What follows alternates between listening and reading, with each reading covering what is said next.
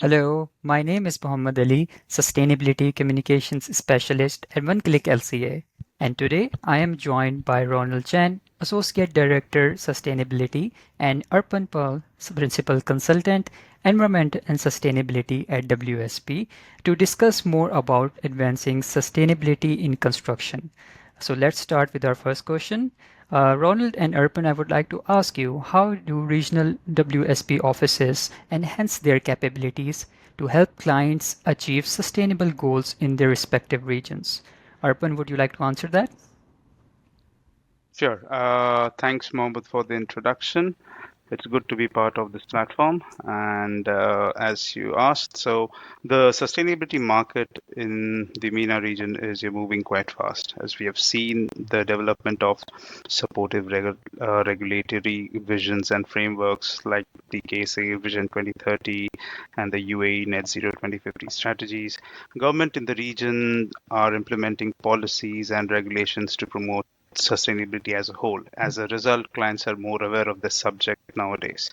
Now, when we talk about sustainability region wise, it's not a one size fit all approach. Each region comes with its own set of challenges, like whether it be social, environmental, technical, economic. And that's why here at WSP, we try to focus on tailoring our solutions to meet the unique need of the region. So we do this mainly by building collaborations with our global peers that enables us to sort of create and co-create solutions for our client.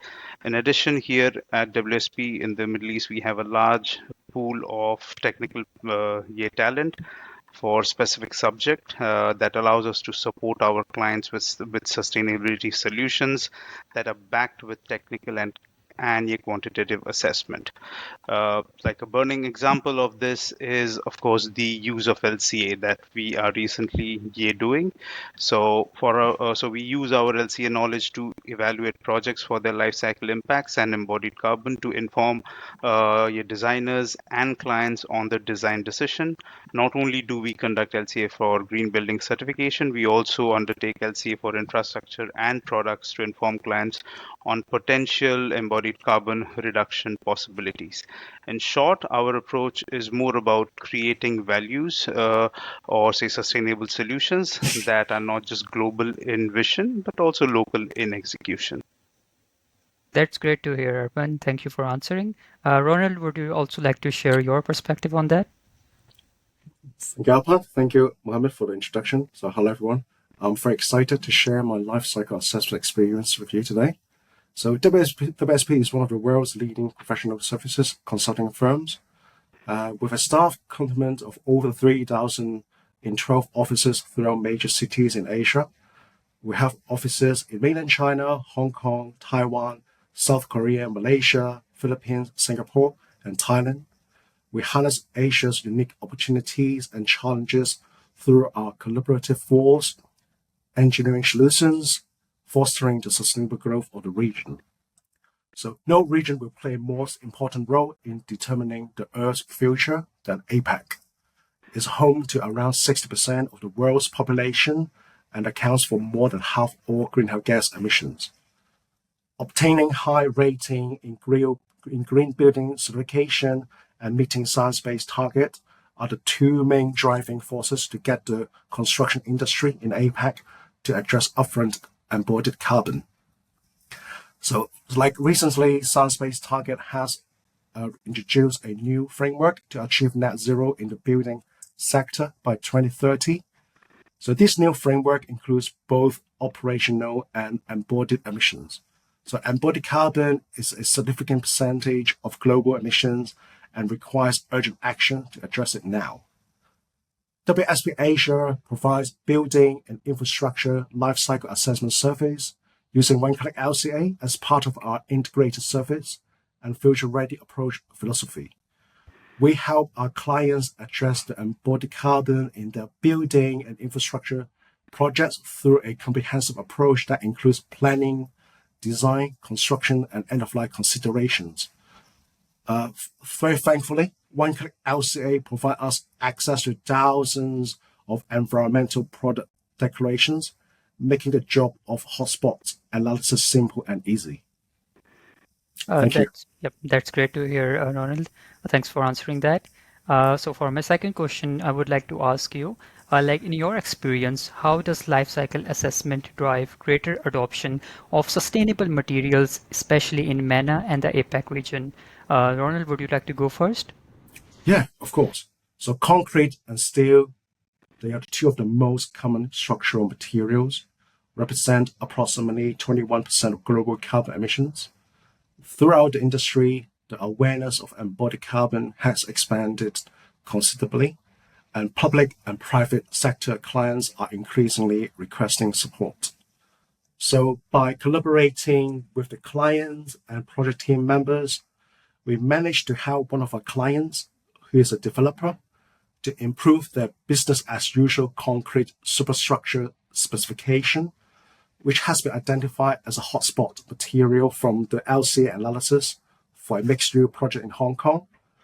So just by swapping the 30% recycled content reinforcement bars with 70% recycled content reinforcement bars, the optimized specification achieved an 11% improvement over the business as usual specification.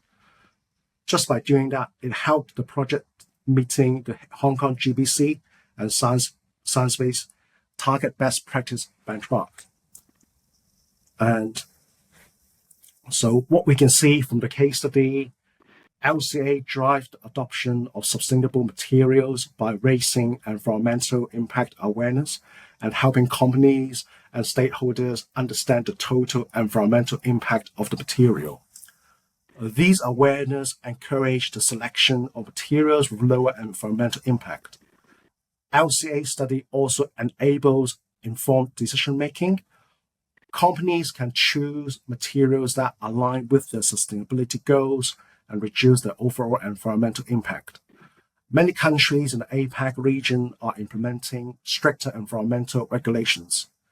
LCA helps companies comply with these stricter regulations by demonstrating the sustainability of the materials and processes.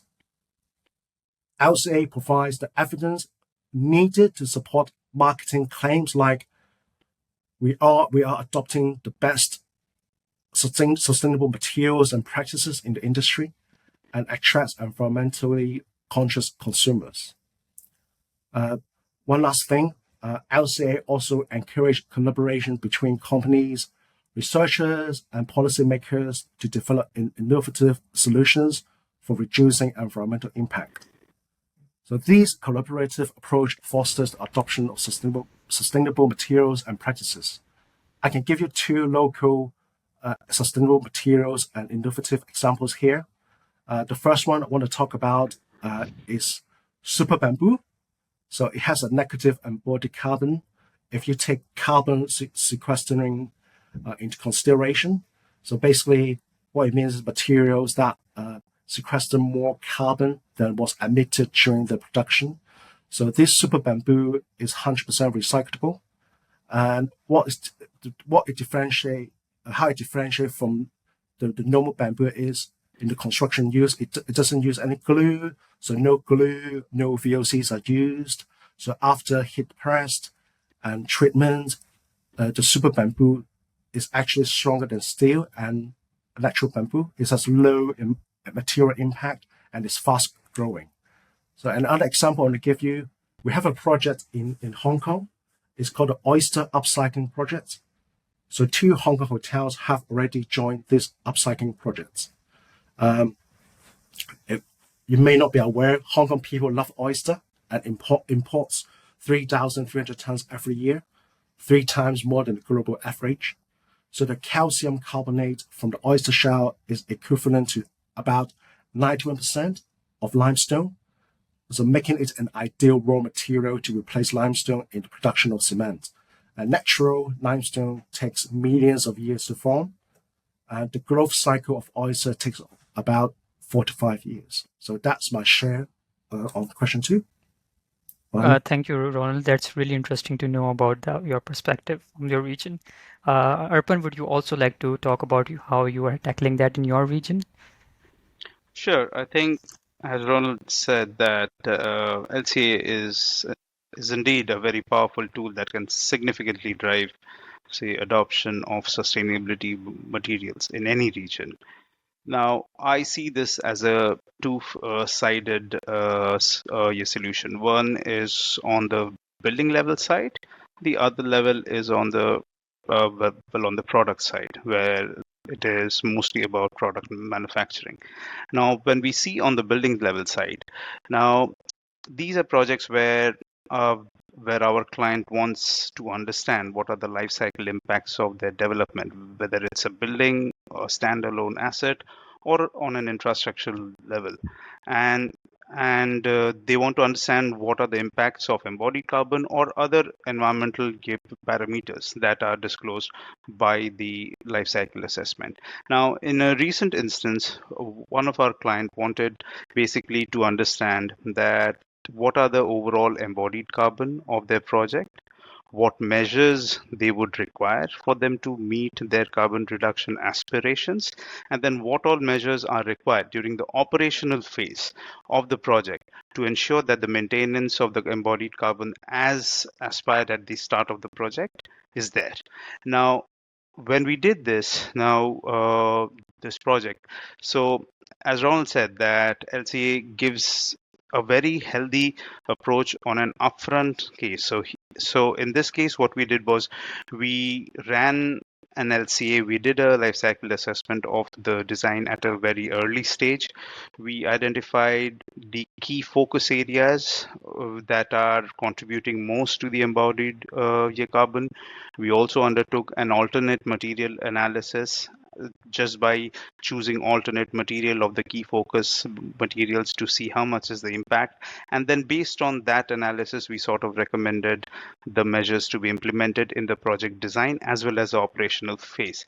Now, at times, what we have seen that just suggesting materials might not be the best answer. An effective design that aims to reduce the overall usage of the material in the buildings through smart design strategies is also an effective way to reduce the overall embodied carbon. So in this case, what we did with the client was that we worked with the design team and then using LCA uh, to identify where the design can be made a bit less heavier so that it uses less materials.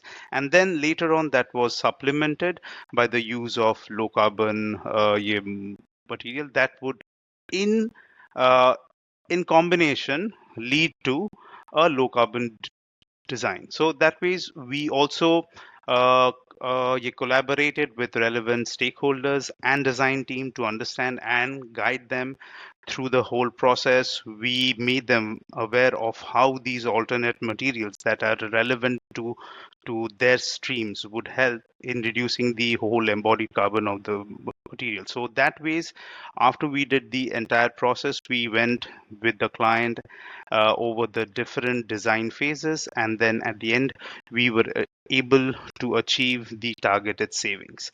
Now, having said that, so based on this whole experience, what we saw that LCA can drive sustainability in majorly four ways. First is early oversight onto high impact materials. That is, doing an LCA at an early stage would generally allow a designer or a client to ensure that passive strategies for material reduction are incorporated that can be supplemented further with active strategies like the use of low carbon emissions. Right now, next is the informed decision making. Having done an LCA at an early stage and laying the impacts over the entire lifespan of a project generally helps the designer and the clients to come up with a very focused mitigation strategies. It also in a way make way for the designer and the client to understand where to focus on, whether it be the design, whether it be the construction phase, or whether it is the operational phase. That ways resource allocation becomes much more effective and much more fill proof if you have the overall picture of a building for the entire life cycle in front of you. And then uh, What LCA also does, if you have an LCA done at a very early stage, it also influences procurement. Like depending on what your mitigation strategy is, your procurement strategy would also ensure that correct materials are purchased and used in the project. Upfront knowledge of the type of materials to be used gives a clear idea to any client on the material cost implications. So that ways, it helps the client to have a very high level idea of what they are going to do if they want to build a low carbon project. And then last, I would like to touch on human toxicity. I believe this is a very important aspect which can be assessed through LCA, although data availability can be a limiting factor.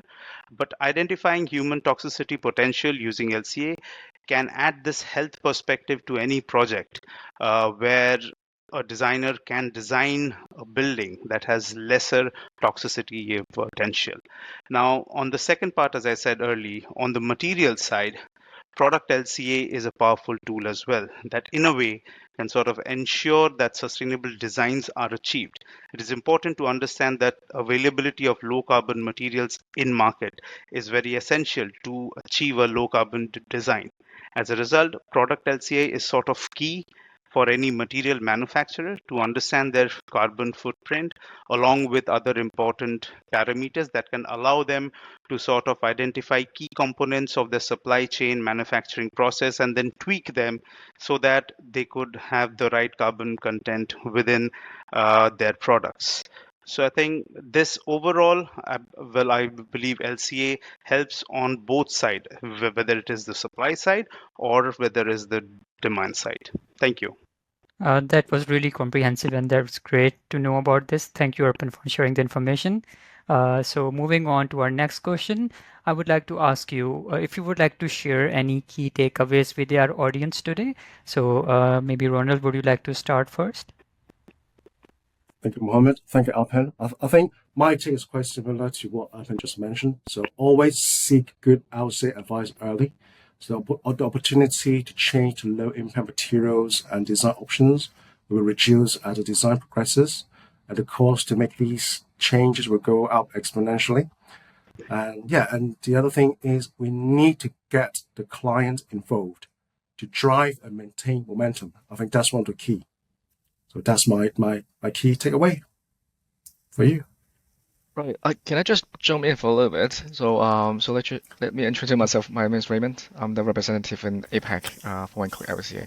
So Ronald, your point is very interesting regarding the green materials you mentioned previously. I just going back a little bit about the super bamboo and the oyster shell recycling. Yeah. So let's talk about the cost side of the green material, right?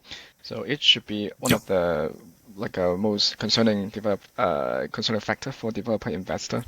So how do you think businesses can overcome the barrier of cost, and how businesses can communicate effectively to convey the ideas of the benefit of green materials, in your opinion? Yes, thank you, Raymond. I think that's a very valid question.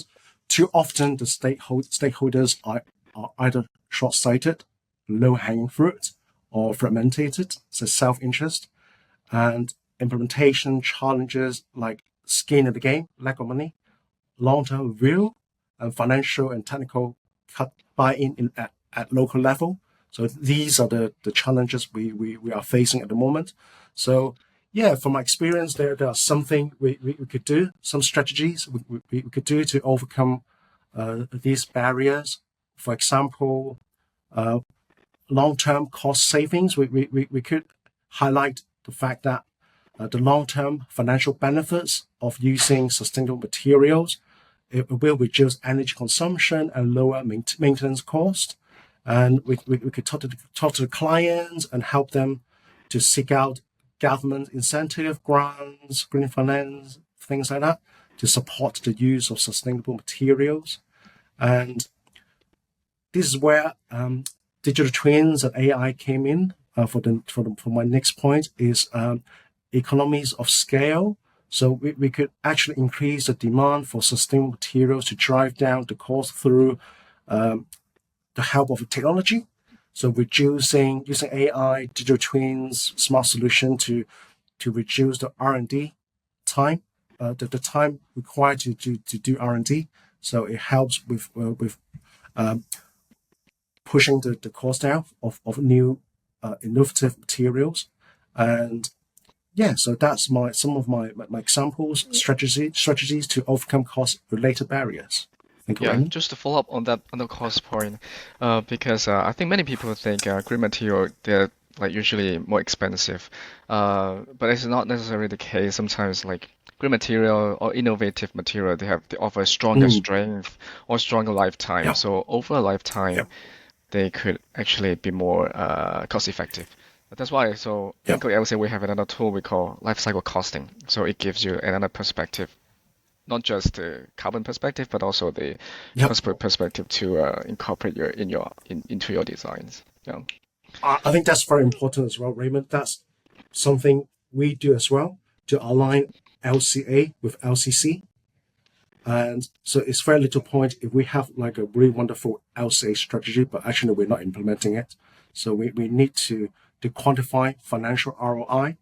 So the LCC actually help us to provide quantitative data on things like the return on investment and to show the financial benefits. And the other thing is we could help clients to showcase proven case studies, because LCA study has been going on, I don't know, like for more than 10 years. So there's lots of real world examples and data to demonstrate the success and benefits of sustainable materials. Like you said, they're more robust, it can last longer, things like that. Yeah. So the benefit you can't see now, right now, but it actually it'll be proven in time, and there's some real world examples to demonstrate that. Yeah, thank you, Raymond. Yeah. That's great, Ronald. Thank you for answering that. And thank you, Raymond, for the interesting questions. Arpan, would you like to share your key takeaways for the audience as well? Yeah, I think the main key takeaway that I believe that LC as a whole in design projects, or say whether it's a building or a product, it provides a very holistic approach to understand the effects of what we are doing, and then minimize and then identify scopes of minimizing those impacts. Now, I think that as we move on, and that more and more drive towards sustainability is there on a global scale, the importance of LCA will grow, because LCA is this only tool as of now that gives you that upfront holistic picture of any project, that okay, and then that is that lays down the tremendous possibilities of how to implement sustainability in any project. So that would be my key takeaway. Yep. Arpan, can I ask one follow-up question with your answer? Sure. So I know WSP is a huge company. It does everything from the early beginning all the way to the end. So that's why starting early is really important, because you can give all the flexibility to the project. So how do you envision, for example, in the future, incorporating this kind of early design thinking into the pipeline, and how do you envision the future landscape of sustainable material would do in terms of, for example, early design modeling or detail design? So, how would you actually do that in WSP? So, generally, what we do, well, this early design concept, I think going into the future, I believe more and more LCA becomes a popular tool among clients. And then when they see the importance of having this whole roadmap of, say, 60 years lifespan laid in front of you, people will more and more start to realize its importance. To have such kind of assessment done at an early stage, so that the right costs, the right budgets are allocated at the right phases, the right strategies are sort of focused at the right areas, so that in a whole we can achieve what we are trying to do in terms of sustainability, not compromising, or say without well, anticipating too much rise in the cost of the project. So as a future trend, I see more integration of LCA into the design process. I'm sure, like globally, there has been like sort of increased like involvement of LCA. So, and then I see this growing even further. Right. Yep. Excellent. That's Thank you great. so much. Yeah, thank you for sharing the key interesting takeaways. I believe they will be really helpful for our audience today. Thank you so much, Ronald, and thank you so much, Arpan, for joining us today. It was a pleasure having both of you here. Thank you so much for having Thank you. us. Thank you. Thank you.